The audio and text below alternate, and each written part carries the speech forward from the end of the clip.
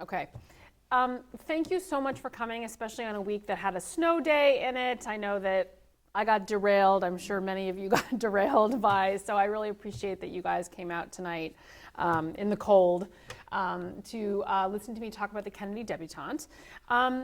So I guess I'm going to talk for a little bit, and then I think it's the most fun for us to sort of chat and for you guys to ask whatever questions you want to ask about my writing process or the book itself, or you can even ask me some questions about The Girl in White Gloves, which is my novel about Grace Kelly that's coming out at the end of February. And I brought an advanced reader copy for you to look at if you'd like to later tonight. Tonight, the Kennedy Debutante. I always get asked this question, and it's a good place to start anyway, which is, how did I get the idea for the novel? How many of you watched Downton Abbey? Me too. I watched it to the end, undeterred by Matthew standing up from his wheelchair at the wedding. A great soap opera trope, which I know because I watched soap operas as a young person. I haven't seen the movie yet, so please no spoilers. I know, I'm going to stream it in a couple of weeks when I'm have some free time. So, one of the, I don't know if you remember this, but when Downton Abbey was sort of at its height on WGBH, they were throwing as many Downton Abbey related shows out there into the world as possible, and one of them was this English documentary series called Secrets of the Manor House. And the marquee estate of that series was Highclere Castle, which is the Downton Abbey house. But one of the other houses that they profiled was Chatsworth House, which has, for centuries been the seat of the Dukes of Devonshire. And so they, in an hour, they covered the whole 400-year history of the house. I love shows like this, by the way. And for about 2 minutes of that hour, they talked about how, for a brief shining moment, John F. Kennedy's younger sister, Kik, stood to inherit the house as the future Duchess if she married the future Duke, Billy Hartington, but that their romance was opposed by both of their families because she was a Catholic and he was a Protestant. And in 1938, when they met, this was a big problem. And I thought to myself, gosh, there's a great story there. And it really was. I mean, the next day, I got to my computer and I had other things that I needed to do, but I fell down a total Google rabbit hole about Kathleen Kennedy. And, I started a document on my computer and just started putting all kinds of links and notes and ideas. And I was not at that point at liberty to start writing that book or even researching that book because I was actually under contract to write a different book. And I apologize, I didn't bring a copy of that one. It's a nonfiction book that I was writing at the time called This Is Not a Writing Manual. And it's a sort of an advice-y memoir for young people who want to be writers. Anyway, put that to the side. So I did not work on that book that day. I was in my Google rabbit hole about Kathleen Kennedy. Time passed. I finished the other book, and I kept opening up that document about Kathleen Kennedy. It was really calling out to me. But for a lot of reasons, I didn't feel like I should write that book. There was another little young adult contemporary novel that I felt like I wanted to write. And let me just pause for a second. At this time, which is now, we're talking about like 7 or 8 years ago, I was very much immersed in the world of young adult literature. I had launched a literary magazine for young adult literature, and we won an award from the National Book Foundation, which was really exciting. And I had written this memoir for young people. And so that was just where my head was at the time. And so this idea about Kathleen Kennedy, and she was a debutante, I just didn't know what to do with it. And I'd never written historical fiction before. So I went off and I wrote my little young adult contemporary, and I had an agent at the time who tried to sell it valiantly. It didn't sell. And she was like, well, what do you have up your sleeve next? And I was finally like, well, I had to tell her. So I said, well, what about this idea? I have this idea about Kathleen Kennedy, and I told her like the version of the story that I just told you guys. And she's like, oh, Kerri, you have to write that book. She heard the potential in it right away.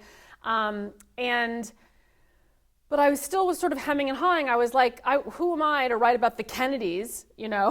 I'm just some housewife that has 5 unpublished novels in her attic. It's historical fiction. I just didn't feel up to it.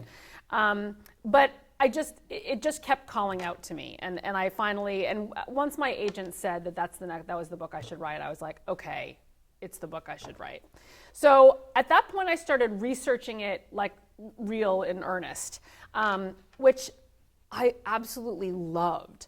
Researching the book lit up parts of my brain that hadn't been lit up since college, and it was really kind of thrilling. So I read some nonfiction, really good nonfiction about the Kennedys.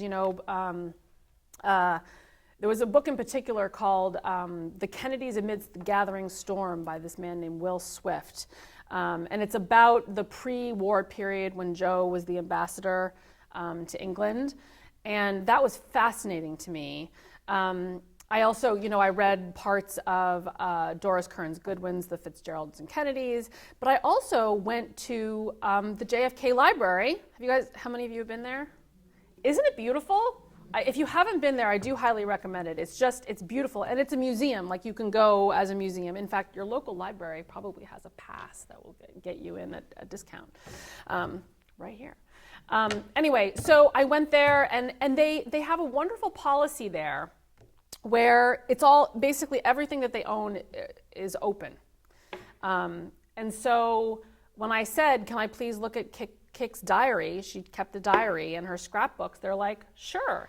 And I was like, well, so do I just take notes? This is I did some primary source research in college and stuff, so I was used to having to take notes. There's no, you can actually take pictures of it. So they presented me with a bunch of boxes, and so her diary, in her own handwriting, I just took pictures of every single page and read them off my computer for the rest of the summer.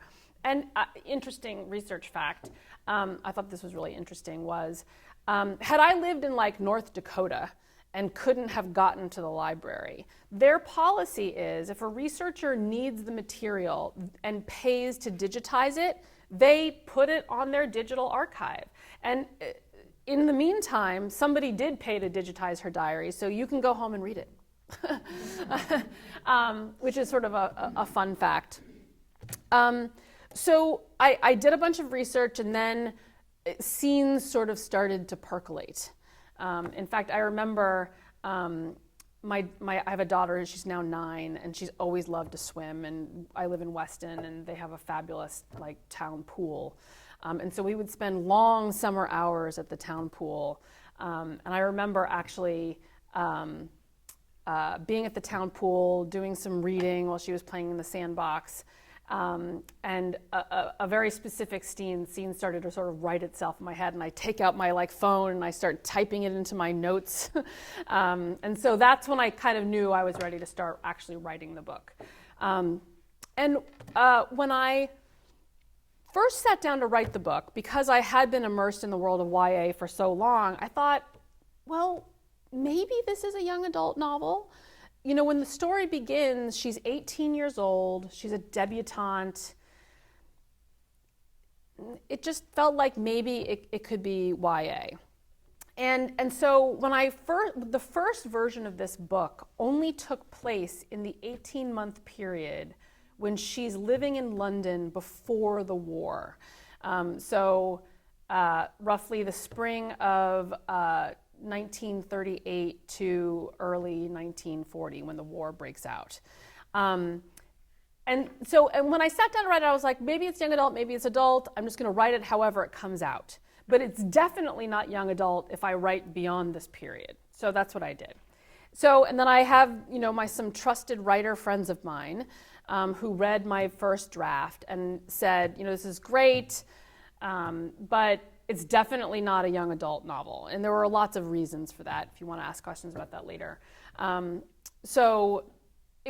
said, this is definitely an adult novel. Now, at the time, I had gone through a bit of an agent change. So my new agent also said to me, not only is it not a young adult novel, it's an adult novel, and you need to write the next 5 years. And I was like, Really? So there was some gnashing of teeth, but it really was the right thing to do. And so there was a dramatic rewrite. I had to do a little bit more research. And so this book is divided into 5 parts. So the original version of the book, the original 450-page version of this book, is parts 1 and 2. Wildly condensed down to whatever it is, 150 pages. Anyway, but like I said, it was for sure the right thing to do, and I'm very glad I did it. But that's a very common thing for writers to have to do, like major rewrites of their work midway through. And then very happily the book sold in that condition, and here I am in front of you guys today.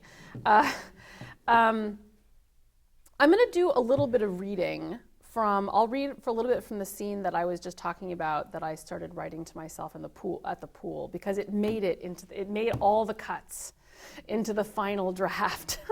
And I think there are lots of reasons for that. One is it was so close to my heart, because it was when I really started to sort of see her emerge as a character, and like sort of I was teaching myself how to reveal historical information, like factual information, in the context of like writing fiction. And also it's a fun scene. Something else I wanted to mention that I sort of skipped over before is like when I was in the turmoil of like, who am I to write about the Kennedys, and like, how am I ever going to do that? I've built a whole stable of really close writer friends over the years. And 2 of them separately, like these 2 friends did not know each other. They will probably never meet. Like one is from my MFA program at Columbia from years and years ago. The other one is someone I met more recently. And when I was like, I had this idea, but I don't know how to write it. And, she was a real person and all this other stuff. They both said to me, but Kerri, it's your book. And it was like the universe was giving me permission to write the book. And it was interesting to me that like these 2 friends that were just totally separate said the same thing to me like within a week of each other. So you sort of know when you're being given the right advice when you get it twice. Okay, so I'm going to do a little reading, and then I'll take some questions. Okay? So this scene happens in chapter 1, after she has just been presented to the king and queen as a debutante. Fun fact, one of Joe Kennedy's first acts as ambassador to England, American ambassador to England, was to change the debutante rule. It had long been the rule that any American girl who could afford it could come over and be presented at the English court. And so he changed the rule so that only American girls currently living in England could be presented to the king and queen, which of course included Rosemary, his oldest daughter, and Kathleen, his second oldest daughter. And that information is in chapter 1. It's revealed in dialogue elsewhere, but I'm not going to read that part. Anyway, so she's just been presented, and now she's at an after party. Okay. And she's just sort of like swanned over. She's just been working the room with Lady Nancy Astor, another real person, who's delivered her over to her friend Debo Mitford. You guys know the Mitford sisters?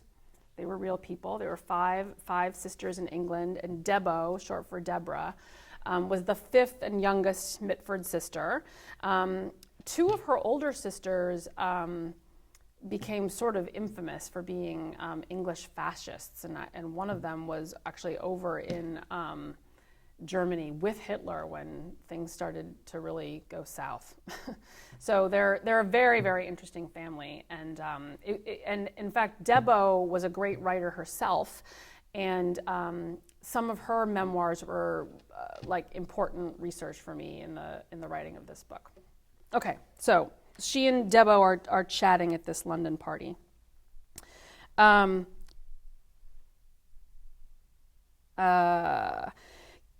They were approached by a darkly handsome young man of about Jack's age who looked like he hadn't smiled all night. He looked familiar, though, and it drove Kik crazy that she couldn't immediately put a name to his face. "David!" cried Debo warmly, exchanging kisses on each cheek. I'm not going to do the English accents. The audiobook is wonderful, and she does do the English accents. Oh, yes, David Ormsby Gore, thought Kik, Sissy's boyfriend. She kept a picture of him in a locket in her handbag. You should have remembered something so simple, she told herself, hearing her mother's voice. David, said Debo, I'm sure Sissy's told you all about our friend Kik Kennedy. Kik, this is David Ormsby Gore, son of the Baron of Harlech, Kik recited to herself, just to prove she wasn't a complete failure.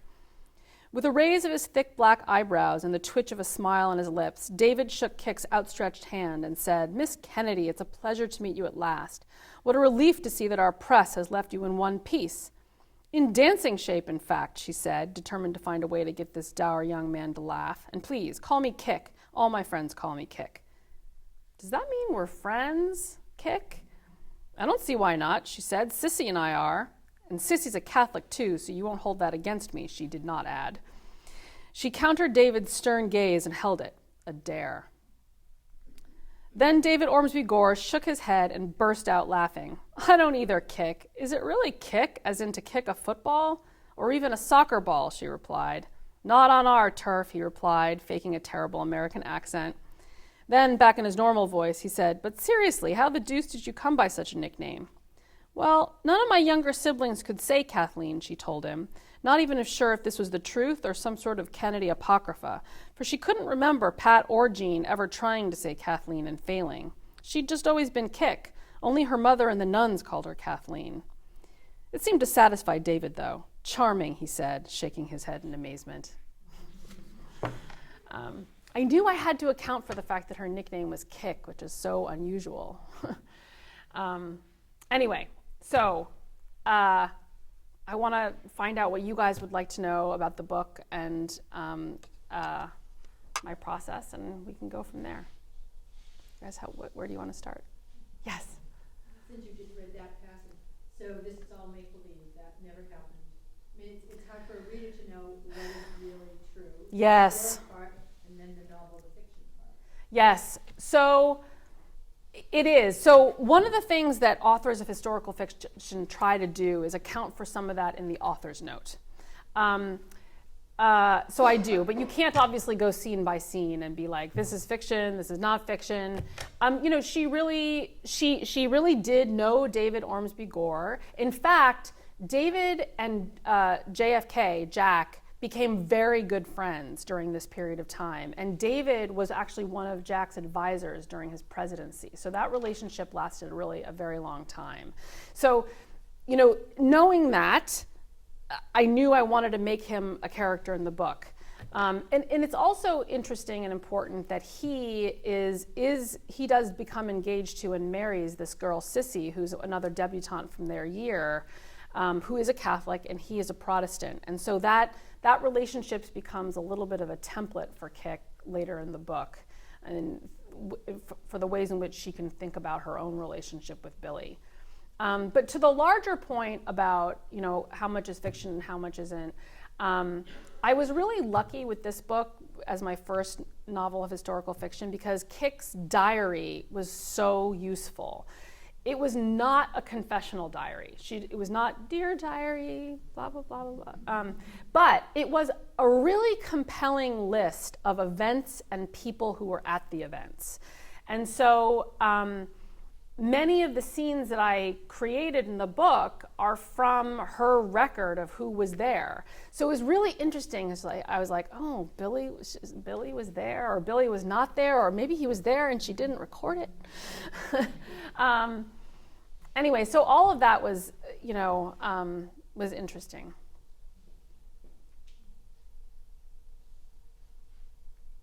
Yes? Well, I'd like to know some of the interesting stuff you didn't get in the book. Oh, well, you mean like the 300 pages I had to cut? It's hard for me to remember at this point all that stuff. But there was a scene that I really was attached to that did actually happen. There was a charades was huge during this period of time. Charades, and actually Grace Kelly also liked a good game of charades, probably unsurprisingly in her case. Anyway, so there was this party she was at that she, people had, drew names out of a things out of a hat and acted them out, and she drew a play that had been sort of, it was a little bit of a spoof on her family and like a nasty one, and so she had to kind of act it out. And so I liked having that scene. I thought it had a lot of texture and complication, but it couldn't last. Like it was no longer moving the story that I was writing forward enough, so it had to go. I'm trying to think of some other things. One of my favorite anecdotes, which it did make it in there, is that Rose Kennedy wrote these round robin letters to the family, in which so she would like gather, they were a big letter writing family, and so once the kids, most of them were older and kind of out in the world, and they weren't on the telephone, and telegrams were expensive and everything. There was definitely no FaceTime. And so she would gather the news and then kind of put it all into one letter that she would then send out to everybody in the family. And so those are interesting in and of themselves for lots of reasons. But one of them, I just laughed out loud, and I still laugh when I think about it. She was like, so she gave the news of the family, and then there's always a paragraph about what she's been up to, right? And so one of them was, and I was just at Bergdorf's, where they're selling those very expensive shoes for $20 a pair, but they seem to be so popular. And first of all, I was like, oh my God, $20 shoes at Bergdorf Goodman in New York. And that there are lots of sources that talk about how frugal and money conscious she was. But just to hear it in her own voice in a letter that was so obviously like delivering a very specific message to her children, right? Like about these expensive shoes and fashion and clothing. She loved her fashion and clothing, and she spent real money on it too. In fact, one of her favorite things to do during this time when she lived in London was to jaunt over to Paris to her favorite couturiers and get clothes for the next season. But so she and Kik, there are letters about like clothes that she's buying for Kik and like what does Kik need. That was all really interesting too. It reminded me of me and my mom in some ways. And actually, that's another side note, is that one of the things that called out to me about Kik's story, it wasn't just that it was such a compelling story. Is I actually had some things in common with her. I was also raised Catholic, of a mostly Irish variety, and so that whole background really spoke to me. I also, when I was about the same age as her, I also lived in London and absolutely just fell totally in love with the city and the country. And so, she does fall in love with this boy, but she also falls in love with England. And I totally understood that about her. Like I felt that in my own blood.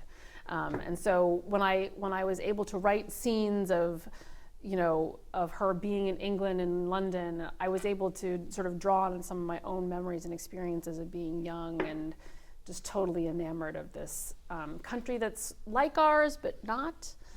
For those of you who have been to England, I'm sure you understand that. Yes? What time frame of her life do you cover in the book? And the second part of the question is, I kind of forget how she met her demise. Did she die of a car accident? I will tell you, her life is tragically short, and I don't write all the way to the end of it. This novel is really the story of her relationship with Billy Hardington, which is about 1938 to about 1944. I wrote the book, honestly, assuming that at least half of my audience, at least, probably 3/4 maybe, would know the story or would Google it midway through. I have been totally shocked at how many readers have said to me, oh no, I didn't want to know what was going to happen. I waited to Google her. So I'm trying not to say too much. Because but even if you do know, there are still some surprises. And I didn't really know very much about this period of the Kennedy story going into. In fact, I think I knew nothing. Somewhere dimly in the back of my mind, I knew that Joe Kennedy had been the ambassador to England, but I didn't really remember what that was about. And so when I started researching it and remembering and also learning anew that he was really on the wrong side of history, and this is this is the reason he's so reviled by so many people now. I mean, he made a lot of really interesting and not so great choices, but I was writing from the perspective of his daughter who adored him, and so. That was an interesting challenge too. Did I answer both of those questions? Yeah. Okay. I read The Hidden Kennedy Daughter, which was out a couple of years ago, which is... Oh, that was one of the biographies of Rosemary, yes, right? and Yes. What's sticking in my mind is there was a lot of actual pictures of Kick and the sister. Rosemary. Yes. Yes. Coming out at the debutante thing. There are some beautiful pictures of them. Yeah, Rosemary was, I think, by all accounts, the prettiest of all of them. I mean, and what happened to her was really tragic. And so in the course of my writing this book, actually one of the first things that the JFK Library librarians, who were wonderful, said to me was, "Oh my gosh, nobody's written about Kick, in 30 years."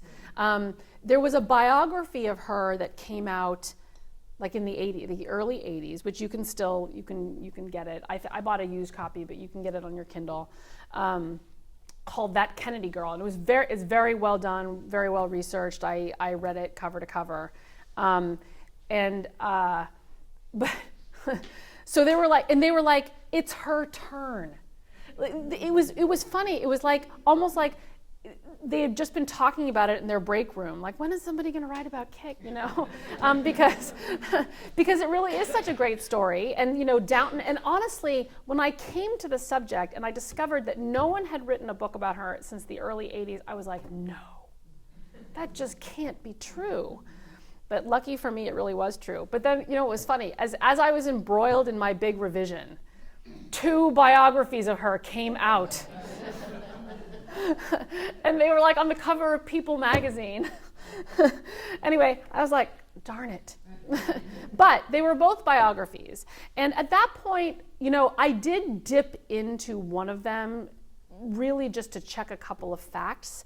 And I have every confidence that they're both tremendous books and very well written. But I was sort of at a point where, other than to check a few facts, I didn't need more information at that point. Writing historical fiction is a funny thing because there comes a point where you can actually know too much, and it starts over determining your story. It's like you're actually writing a biography, not a novel anymore, and you need to have your imagination free to make some stuff up. To that point, her diary was perfect because, like I said, it was a list of events and people, but it wasn't confessional. So it really left me a lot of space to think about how she must have felt about things and, how did she get from this point to that point? What must that have been like for her? And that's where the work of, fiction comes in.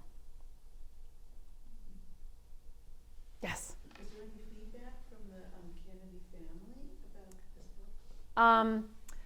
No. So the Kennedy librarians are for sure in touch with the family. And so I figured that the family would know through them. So the other thing that I discovered in my research was that there is another young Kick Kennedy out there today. She's probably in her late 20s. She is RFK Jr.'s daughter.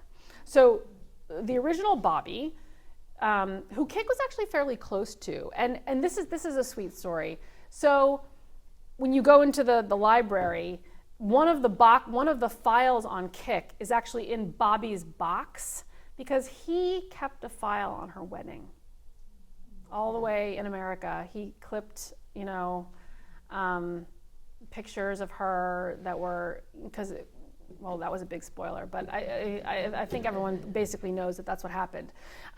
So I just thought that said so much. Like, no one had to write that out for me. Like, it just said a lot. And so I was able to layer that into their relationship in the story. Anyway, so Bobby had a daughter who he named Kathleen. He also had a son who was named after him, RFK Jr., who had a daughter who he named Kathleen, and they also nicknamed her Kick. So that's really where she has traveled most strongly in Bobby's family. And so Kick Kennedy, who's a very pretty girl, who lives between New York and Los Angeles, she at one point started following me on Instagram.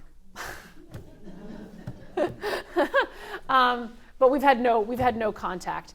And I knew that she would also find out soon, because before the publicity engine for the publisher sort of revved up for this book, if you were to Google Kick Kathleen Kennedy, a smattering of results would come up, including her. But as soon as the publicity engine revved up for this, all of those results got pushed down, and it was, for a time there, I don't know if this is still the case, it was mostly like my book was the top 10 to 15 hits. And so I figured someone, if not her, if she didn't figure it out herself, one of her friends would have, so I knew that she'd probably figure it out because of the name in common. Yes? You mentioned there were some things that made this an adult book versus a young Yeah. book. Can you talk about that? Yeah, so I think one of the big things is, young adult fiction, especially, I'm a little out of that. I'm much more out of that world now. So I'm going to speak to what was happening more like 8 years ago. Is very sort of teenage voice driven and very very often in the first person. And I chose to write this in a close third person. For lots of reasons, but I think that was part of what gave it an adult quality. It's a little bit less immediate than a lot of young adult literature that is in the first person. The other thing that I think really made it an adult book is, even though she's a debutante and young, her concerns feel very adult. She's thinking about marriage, even in the original version of the book, which ends when she's just close to 20 years old. She's thinking about marriage. She's thinking about defying her parents to marry someone that they don't want. She's grappling with really big religious issues. And young adult novels do deal with some of that stuff, but not necessarily all in one book. And I think that there was also just something about my tone that felt more adult to people. And those things are a little harder to quantify, but those are, I think, the main things. Yes? I did really enjoy it, and I loved reading it. And when she comes back after there's been some of the war, you don't get much into how graphic it must have been after the bombings, which made me love it better. Also made me, it kind of left me kind of wondering, is it because, she's from such wealth and comfort that it doesn't impact her, or did you make a conscious decision? So in her diary, when she goes back, one of the things she actually says is, "It's not as bad as I feared it would be." Those are not her exact words, but that's basically what she said. And so then I sort of started looking up. So she's in a more privileged part of the city, obviously. I think I do talk about how around St. Paul's the city is pretty ruined, and she sees that. But also the Blitz was done by the time she gets back there, and so I think a lot of the cleanup had happened. So there's a lot of reasons I think why the city wouldn't have looked as awful to her as it was when it was happening, if that makes sense. And she was in a more privileged part of the city. The time that she really sees the ruin of war is when she goes to Spain with Joe, which that happens, I think, at the end of part 2. Because they've just been through their civil war, and things are really in really tough shape there. But there was also an extent to which there are so many books that have done that well. Yeah. I didn't feel that I had to do that. And at this point in our reading lives and movie-going lives, we've all seen so many tremendous accounts of the ruin of World War II that not just me, any writer writing about World War II now, we can let people just have that as wallpaper in their minds. Like, we all know what we've all seen. And you can kind of just give a few details to do that. And that was what I chose to do anyway. One of the things that I actually liked about writing this book and this version of the book, and I'm really great, even though I did have to do this big rewrite in the middle, was my way into the story was through the lead up to World War II, right? It was originally, this book did not take place during the war at all. And in fact, if you had told me 10 years ago that I was going to write a World War II novel, I would have been like, no way. So I kind of fought that for a little while. But I did find the whole lead up so interesting, and this idea that the great debutante seasons of 1938 and 39 were really the last. They've sort of skipped over this in The Crown, but Queen Elizabeth puts an end to the debutantes in the 50s. That's it. They don't have debutantes. They haven't had debutantes since the 50s. Like in the way that they are, here. Yeah. And nothing was the same after the war anyway. So this was really like the last, hurrah, which I also found so tempting to write about. Any other questions? Yes, Sandra? So you've talked a lot about Kennedy Debutante, but I'm really excited about your new book. Okay. Share a little bit about that.